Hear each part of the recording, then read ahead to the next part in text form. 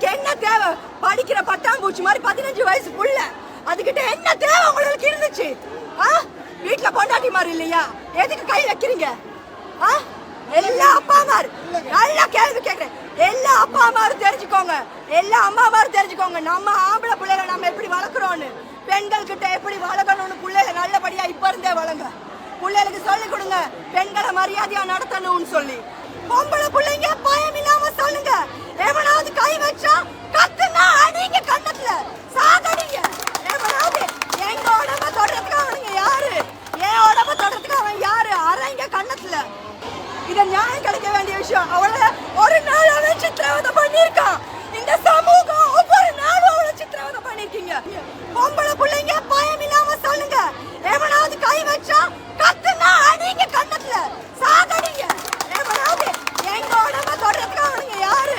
என் உடம்ப தொடறதுக்கு அவன் யாரு? அரைங்க கண்ணத்துல. எல்லா பிள்ளைகளுக்கும் சொல்லிக் கொடுங்க. ஆம்பளை பிள்ளைகள் சரி, பொம்பளை பிள்ளைகள் சரி, குட் டச் பேட் டச் எல்லா பிள்ளைக்கும் சொல்லிக் கொடுங்க. இது கட்டாயப்படுத்தப்படணும். எல்லா ஸ்கூல்லையும் கட்டாயம் குட் டச் பேட் டச் பிள்ளைகளுக்கு முதல்ல படிச்சு கொடுங்க. பொம்பளை பிள்ளையோ ஆம்பளை பிள்ளையோ குட் டச் பேட் டச் சொல்லிக் கொடுங்க. ஸ்பீக் அப் பண்ணுங்க. யாராவது தப்பா பயன்படுத்த பாக்குறாங்களோ அறைய சொல்லி கொடுங்க. பிள்ளைல தைரியமா வளங்க. வாய மூடு, சொல்லாத, வெளியே சொல்லாதன்னு சொல்லி பழக்காதீங்க. சொல்லி பழக்கி பழக்கி தான் இந்த புள்ள இப்படி போச்சு.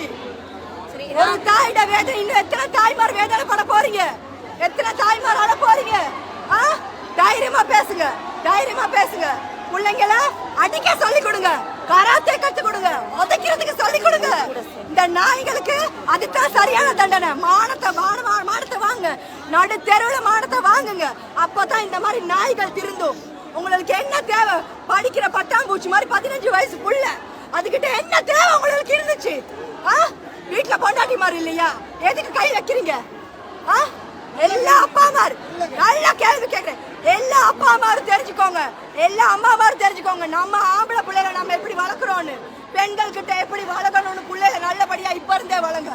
பிள்ளைகளுக்கு சொல்லிக் கொடுங்க பெண்களை மரியாதையா நடத்தணும்னு சொல்லி. அப்ப எல்லா அப்பா அம்மாரும் எல்லா அப்பா அண்ணாமாரும் திருந்தும் போது சமூகம் திருந்தும். இந்த மாதிரி நாய்கள் உருவாகாது, இந்த மாதிரி நாய்கள் உருவாகாது. இது ஒன்று இல்ல, இன்னும் பல இருக்கு. ஆனா இப்ப இதுதான் வெளியே வந்திருக்கு. வித்யாவுக்கு அப்புறம் நாங்க போராடுறது இதுக்காக போராடுறோம்.